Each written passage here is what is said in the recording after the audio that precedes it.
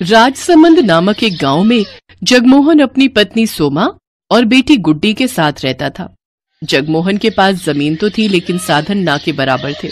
कुछ समय पहले उसके पास बैल थे लेकिन घर के हालात बिगड़ने के कारण उसने उन्हें बेच दिया। उनकी हालत बहुत ही दयनीय स्थिति में थी। घर के हालात देख उसकी पत्नी सोमा ने उससे कहा, मेरी बात मान लीजिए जी, मुझे ठाकुर के यहाँ काम करने दीजिए। साफ सफाई और घर के काम ही तो करने हैं। क्या फर्क पड़ जाएगा अगर मैं वहां जाकर काम कर दूं? कम से कम घर के राशन पानी का तो खर्चा निकल ही जाएगा। ऐसी बात मत किया कर रेनू की माँ, तेरी बातें मेरे दिल को छलनी कर देती हैं। ये मेरे लिए मर मिटने जैसा हो जाता है। सोमा, तुम जानती नहीं हो उस ठाकुर की नीयत कितनी गंदी है। वो अपने घर पर काम करने वाली हर औरत पर बुरी नजर रखता है और मैं नहीं चाहता कि वहां जाकर तुम भी उसकी गंदी नजर का शिकार बनो। ना ना, मुझसे तो नहीं देखा जाएगा और मैं तो गांव में किसी को अपना मुंह भी नहीं दिखा पाऊंगा। नहीं नहीं, तू वहां काम करने नहीं जाएगी बस। जगमोहन दिन भर इसी चिंता में रहता था कि वो अपनी पत्नी और बच्ची को ढंग का खाना और कपड़े तक भी नहीं दे पा रहा था। वो फटे पुराने कपड़े पहनकर ही गुजारा चला रहे थे। जगमोहन जब भी गांव में किसी से मदद मांगने जाता कि हल और बैल दे दो या ट्रैक्टर उसके खेतों में चला दो, तो सभी उसे मना कर देते। एक दिन अपने खेतों को फावड़े से खोदते खोदते वो अधमरा सा हो गया। उसकी सूखी जमीन पर फावड़ा भी नहीं चल रहा था, लेकिन वो लगातार फावड़ा चलाए जा रहा था। उसकी आंखों के सामने बार बार अपने परिवार का चेहरा आ रहा था। उधर गांव का ठाकुर गीदड़ की तरह नजरें गड़ाए बैठा था कि कब जगमोहन मदद के लिए उसके पास आए और वो उसकी जमीन हथिया ले। वो जब भी जगमोहन से मिलता था तो उसे एक ही बात कहता था, जगमोहन, रे तुझे कितनी बार कहा है अपनी जमीन मुझे दे दे, मैं तुझे उसके अच्छे दाम दे दूंगा। नहीं साहब, पैसे तो एक दिन खत्म हो जाएंगे, लेकिन जमीन ये मेरे पूर्वजों की निशानी है, भला इन्हें मैं कैसे बेच सकता हूँ। ये कहकर जगमोहन चला जाता है। ऐसे ही कुछ दिन बीत जाते हैं। एक रोज सोमा उससे कहती है, सुनिए जी, घर में आटा नहीं बचा है और ना अचार सब्जी कुछ भी खाने को नहीं है। अब हम क्या खाएंगे जी? सोमा, तू रेनू के लिए कुछ देख, है तो हम तो भूखे भी सो जाएंगे। लेकिन आपने भी तो सुबह से कुछ नहीं खाया जी, आपको भी तो भूख लगी होगी ना। भूख तो लगी है सोमा, लेकिन मेरी जेब में पैसे नहीं है कि मैं बाजार जाकर आटा खरीद सकूं, और खेत पूरी तरह बंजर है, उसमें घास तक का एक अंश नहीं होता है। अपने पति की लाचारी देख सोमा को उस पर दया आती है।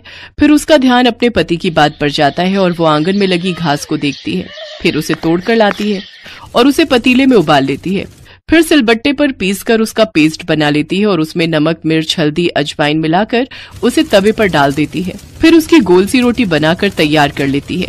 ये ले रेनू, मेरी बच्ची, अपनी माँ को माफ करना। घास की रोटी बनाने के अलावा मेरे पास और कोई चारा नहीं था। तो क्या हुआ माँ? मास्टर जी कहते हैं हमारे महाराणा प्रताप भी जब जंगल में रहे थे तो उन्होंने भी यही हरे घास की रोटियां खाई थी, तो फिर हम क्यों नहीं खा सकते? बिल्कुल सच कहा मेरी बच्ची।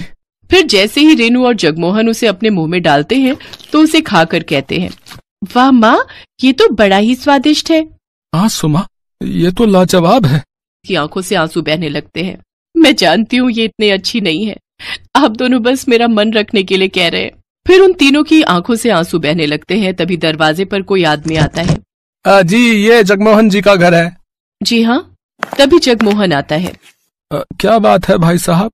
दरअसल मैं लॉटरी विभाग से आया हूँ। कुछ महीने पहले जो आपने लॉटरी खरीदी थी उसका आज रिजल्ट आया है और आपने इस लॉटरी को जीत लिया है, जिसका इनाम पूरे 25 लाख रुपए है।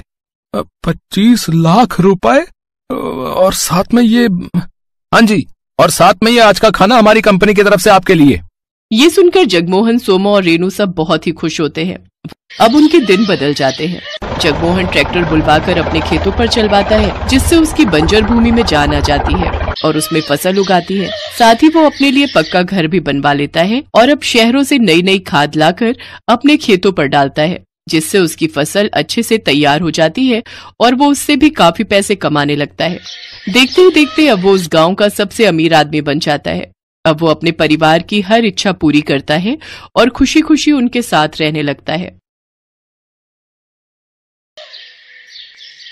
सुमन ज्यादा पढ़ी लिखी नहीं थी, पर वैसे वो बहुत होशियार थी। धामपुर शहर में उसकी ससुराल थी। आजकल वो अपने बेटे पारस के साथ मायके रहने आई हुई थी। पारस, इतना दौड़ा दिया, थक गई हो बेटा, अब तंग मत करो। चलो ये एक निवाला और खाओ।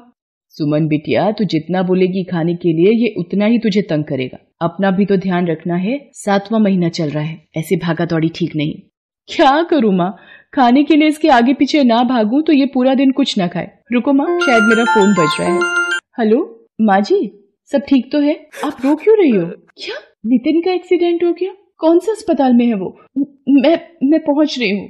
सुमन के पति नितिन का रोड एक्सीडेंट हो जाता है। सुमन अस्पताल पहुंचती है। सुमन बहू, डॉक्टर ने कहा है कि नितिन के पैरों में गहरे जख्म आए हैं। डॉक्टर, कुछ तो इलाज होगा। देखिए, अभी कुछ नहीं कहा जा सकता, इनके घुटनों के हिस्से में ज्यादा दबाव पड़ा है। माँ, मैं और मीना जरा घर जा रहे हैं, बंटी घर पर अकेला है। सुनो जी, ये तुम्हारा भाई तो अपाहिज हो गया है। अब हमारी छाती पर क्या ये सारी जिंदगी बैठकर मूंग दलेंगे? ऊपर से उसके 2 बच्चे, एक साथ में है और एक पैदा होने वाला है। अब तुम मेहनत करोगे और वो मुफ्त की रोटियां तोड़ेंगे। अरे मीना, तुम देखती जाओ, इन्हें घर तो आने दो। मैंने सारा किस्सा ही खत्म कर देना है। तुम मुझे इतना बेवकूफ मत समझो, मैंने सब सोच लिया है कि मुझे करना क्या है। हाँ। सुमन और उसकी सास नितिन को घर लेकर आते हैं। अगले दिन, माँ, मुझे नहीं लगता कि अब नितिन कोई काम कर पाएगा या कभी चल पाएगा। देखो ना, मेरा भी अपना परिवार है, मेरे भी अपने बच्चे हैं, है ना। मैं कब तक इसके परिवार को भी पालता रहूंगा। सुरेश, तू कहना क्या चाहता है? साफ साफ बोल। मैंने सोच लिया है, अब हम दोनों भाइयों को अलग अलग हो जाना चाहिए। हम दोनों भाइयों का कोई अपना मकान या अपनी दुकान तो है नहीं, किराए के घर में रहते हैं और किराए की ही दुकान है। मैं कब तक किराया भी भरूं और सबकी रोटी का भी इंतजाम करूं। नितिन, तू अब सुमन और अपने बच्चों के साथ दूसरे घर में रहने का इंतजाम कर ले। सुरेश, तुझे जरा सी भी शर्म नहीं आती? अपने छोटे भाई की मजबूरी का फायदा उठा रहा है। आज उसे जिंदगी ने अपाहिज बना दिया है तो तू उसको हर तरफ से लाचार बना रहा है। माँ जी, आप ये गनीमत समझो कि हम आपको यहाँ से नहीं निकाल रहे हैं, वरना फिर आप जानती हैं। अरे तू क्या मुझे निकालेगी? मैं ही अपने बच्चों के साथ यहाँ से चली जाऊंगी। सुरेश, तू बड़े भाई के नाम पर कलंक है। अगले दिन सुमन सबके साथ अपनी माँ के घर आ जाती है।